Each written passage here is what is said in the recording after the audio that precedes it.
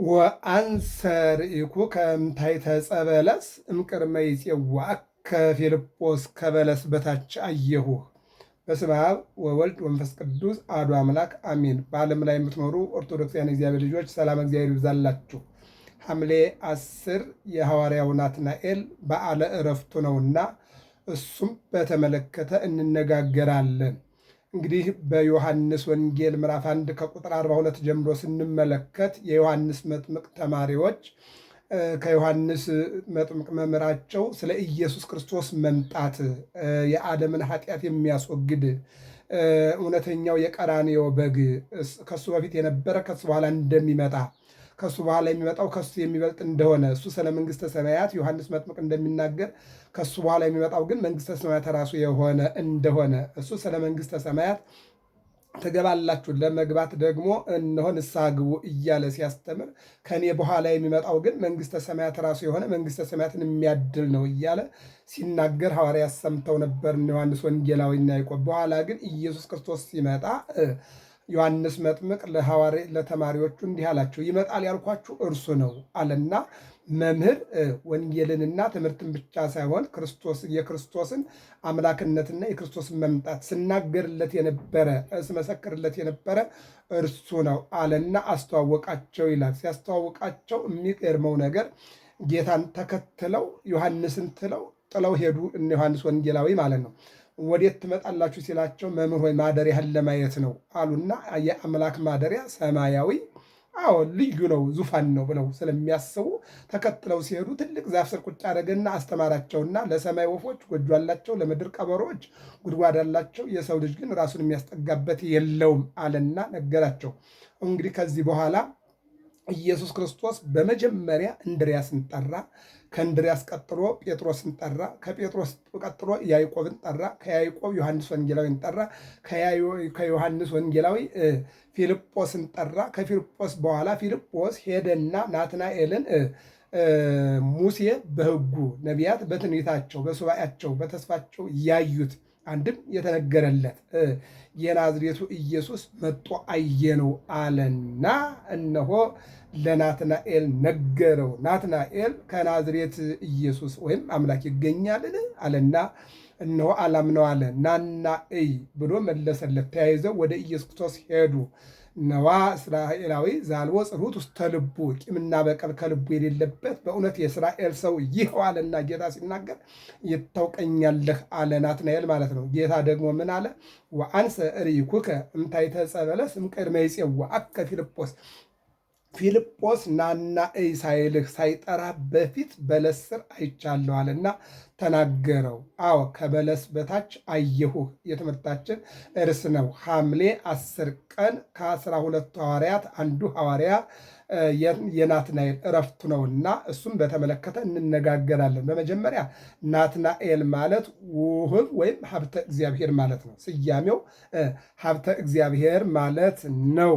ከቁጥሩ ከ12ቱ ሐዋርያት ሲሆን ነገዱ ከነገደ ቢንያም ነው። አስቀድሞ ፊልጶስ ሙሴ በኦሪት ነቢያት በትንቢት የተናገሩለት የናዝሬቱን ኢየሱስ አገኘው ነው ብሎ የተናገረለት ሐዋርያ ነው። እሱም ደግሞ እንዲህ አለ፣ ኢይትከሃልኑ ይጻሄር እምናዝሬት፣ ከናዝሬት ደግ ሰው ይገኛል አለው።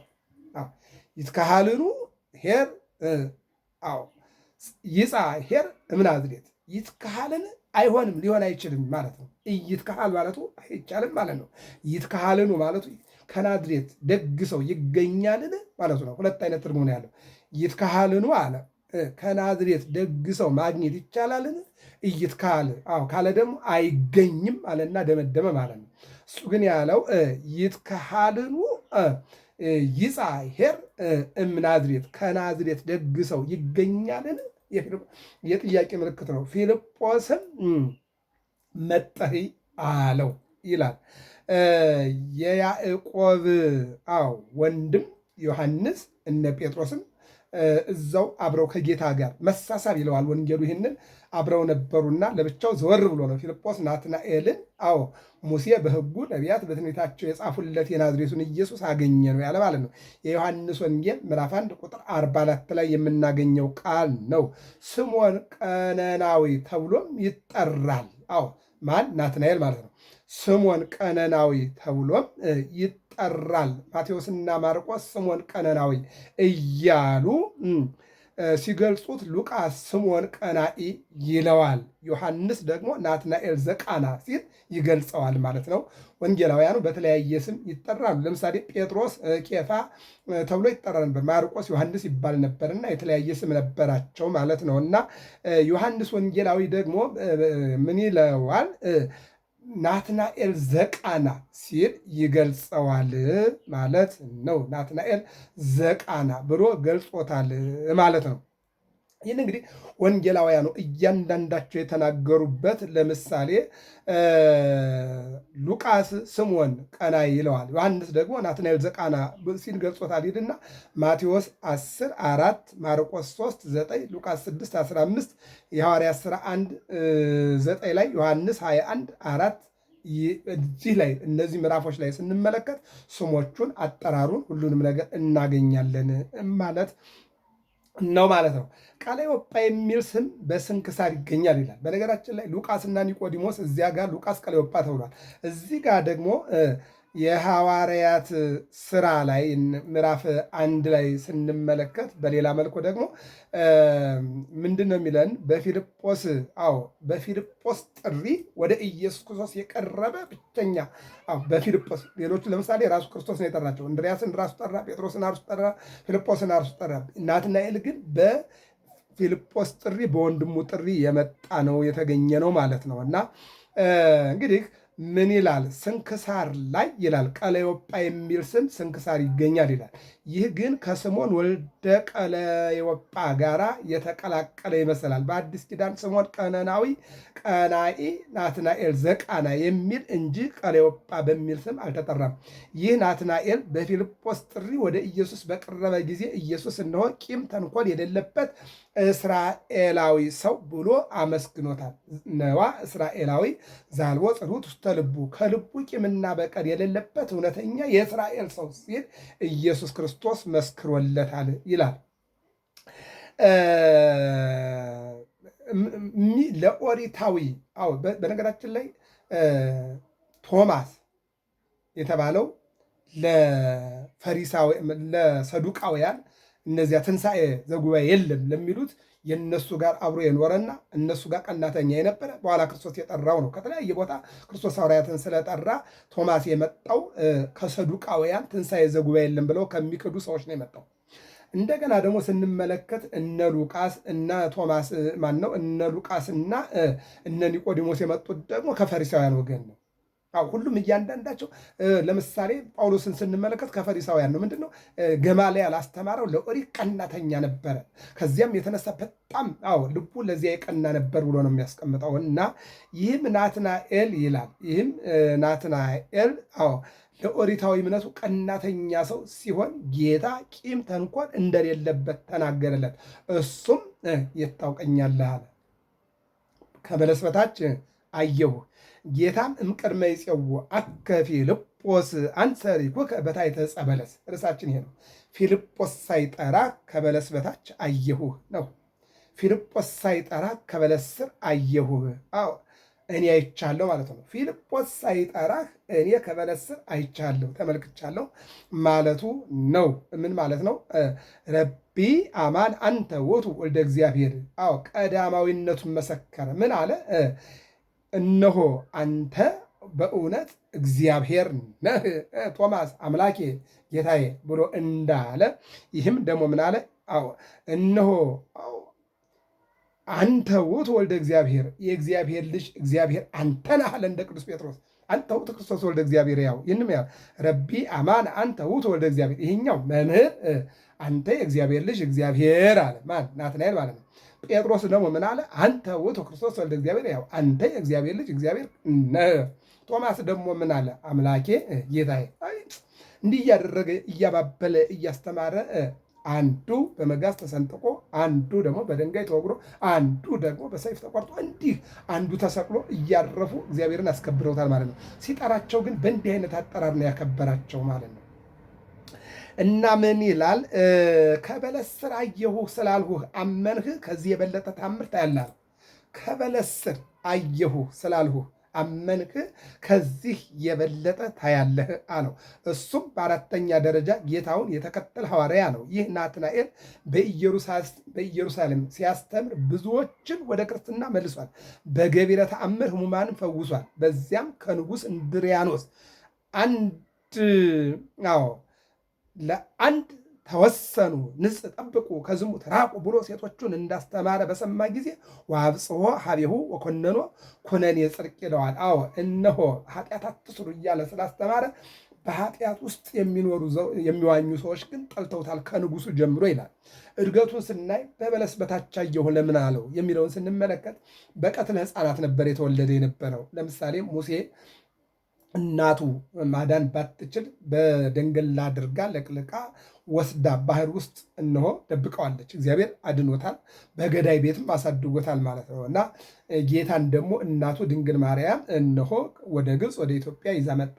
ያው እንግዲህ ጉዩሃ በካሊታ ሌላቸውን ሐዋርያትን ከአንዱ ወደ አንዱ ቦታ ተሰደዱ ለማለት እንጂ የሚሰደድ አምላክ ሆኖ አይደለም። እና ፊልጵ ማነው ናትናኤል በተወለደበት ጊዜ የቀትለ ሕፃናት ዘመን ነበርና ልጇ እንዳይገደልባት ምንድን ነው ለእናቱ ጥበብን አሳይቷታል። መጀመሪያ በቅርጫት ውስጥ እንድታደርገው፣ በቅርጫት ውስጥ አድጋ በለስ ስር እንድታስቀምጠው፣ በበለስ ስር አስቀምጣ የሞት ዘመን እንዲያልፍ ይህን ጥበብ ሰጧት ነበርና ፈርዖን ወደ ቅጠሉ ወደ ዛፉ እንዳይመለከት፣ እሷ ደግሞ ልጇን ምግብ እየወሰደች ሰዓት ጠብቃ እንድታበላው እንድታጠጣው፣ በዚያ ደግሞ እንዲያድግና የታሪክ ባለቤት እንዲሆን ያን ጥበብ የሰጠኋት ለእናት እኔ ነኝ። አንተም እንደውም በዚያ በበለስ ስር እንደውም ሰው ገድለ ቀብረሃል፣ እንደውም ፈረስ ስታሰግር ነበር እያለ የተለያዩ ብዙ ነገሮችን ሲነግረው ረቢ በአማን አንተ ወልደ እግዚአብሔር፣ መምህር በእውነት አንተ የእግዚአብሔር ልጅ እግዚአብሔር ነህ አለ።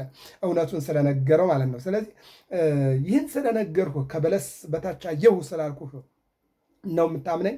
ከዚህ የበለጠ ያለ ከሰማይ ወደ ምድር መሰላል ተዘርግቶ ሲወጡ ሲወርዱ ትመለከታለህ አለና ነገረው ይላል። እንግዲህ በዚህን ጊዜ ነው ንጉሱ በዛ እያስተማረ እየመከረ በአንድ ጋብቻ ቁሙ፣ በአንድ ሃይማኖት ቁሙ እያለ ሲያስተምር ወአብጽሖ እስከ ለሞት ይላል። ወኮነኖ ኮነኔሁ ይላል። ምንድነው? ወደሱ አስቀርቦ በብዙ አይነት ስቃይ አሰቃየው። በመጨረሻም በሰይፍ አስቆረጠው። ቴውና የምትባል ድንግል ሴት ለተልኮ ወንጌል አብራ ትከተለው ነበረ። ተሰይፋለች። ታናሹ ያዕቆብ ከተገደለ በኋላ በኢየሩሳሌም ኤጲስቆጶስነት እንደተሾመ በስንክሳር ተመዝግቦ ይገኛል። ይህም ከስምዖን ወልደ ቀለዮጳ ጋር የስም መመሳሰል ያለበት ቢሆንም ነገር ግን ያዕቆብ ኤጲስቆጶስ ዘኢየሩሳሌም ካረፈ በኋላ በሱ ቦታ ላይ ተተክቶ በኢየሩሳሌም ኤጲስቆጶስ ሆኖ ያስተማረና የገሰጸ እያስተማረ ወደ ቤተ ክርስቲያን ክርስትናን እንዲሰፋ ያደረገ ምዕመናን በክርስትናቸው ደግሞ እግዚአብሔርን እንዲያከብሩ ያደረገ ሐዋርያ ነው ማለት ነው። እና የተሾመ ከ72ቱ አርድእት አንዱ ስምዖን ወልደ ቀለዮጳ ነው የሚሉ አሉ። ነገር ግን ናትናኤል ወንጌልን መስበኩ፣ ሕሙማንን መፈወሱ፣ ይልቁንም በሰይፍ ተሰይፎ መሞቱ ይነገርለታል። ትልቁ መሰረታዊ ነገር ከናትናኤል ላይ የምንወስደው አንደኛ በአራተኛ ደረጃ ተጠርቶ ወንጌላዊ ወይም ሐዋርያ የሆነ መሆኑ አንደኛ ነው። ሁለተኛ ወደ ኢየሱስ ክርስቶስ ሲቀርብ እነሆ ተንኮል የሌለበት ብሎ ቢለው የት ታውቀኛለህ ብሎ ይህ መልስ መመለሱ፣ እንደገና ደግሞ ኢየሱስ ክርስቶስ እንደሚያውቀው በበለስ ስር አየሁህ፣ ፊልጶስ ሳይጠራ ከበለስ ስር አየሁህ ሲለው እነዚያ የእድገቱንና የስራውን በሙሉ ትዝ ብሎት አንተ መምህር፣ አንተ የሕያው እግዚአብሔር ልጅ ነህ ብሎ መመስከሩ ይህ ብቻም አይደለም። እነሆ በኢየሩሳሌም ከያዕቆብ ጀምሮ ተሹሞ ያላመኑትን እያሳመነ የካዱትን እየመለሰ እያስተማረ ክርስትናን አሳውቆ አጥምቆ ወደ ቤተ ክርስቲያን ብዙ ምዕመናንን ያስገባ፣ ይልቁንም በርኩሰት ይልቁንም በአምልኮ ጣዖት ይልቁንም በዝሙት ይልቁንም በመግደል ውስጥ የነበሩትን ሁሉ እያስተማረ እስከ ጥግ ሳይፈራ አስተምሮ መጨረሻ ላይ ግን ንጉሱ በምቀኝነት ተነስቶ አንገቱን ሐምሌ 10 ቀን አስቆርጦት በዛሬው ቀን አርፏል ማለት ነው። ስለዚህ እነሆ ከበለስ በታች አየሁህ። እነሆ ጻድቃንሰ ይሞቱ ሀበ እግዚኦሙ ፈቀዱ በመንግሥተ ሰማያት ይሆሙ ዘፈቀዱ ይላል። ሐዋርያት አልሞቱም። እኔ ጋር ያለ ቢሞትም ሕያው ነው ብሏልና በመንግሥተ ሰማያት እግዚአብሔር የወደዱትን ያደርግላቸዋል ብቻ አይደለም። መዋሲቱ ይህን ይበል እንጂ ጌታ ግን በ12ቱ ወንበር ቁጭ ብላችሁ ትፈርዳላችሁ ብሎ ቃል ገብቶላቸዋል ማለት ነው። ስለዚህ የቅዱሱ የሐዋርያው በረከት በሕይወታችን እንዲያድር የእግዚአብሔር አምላካችን መልካም ፈቃዱ ይሆንልን።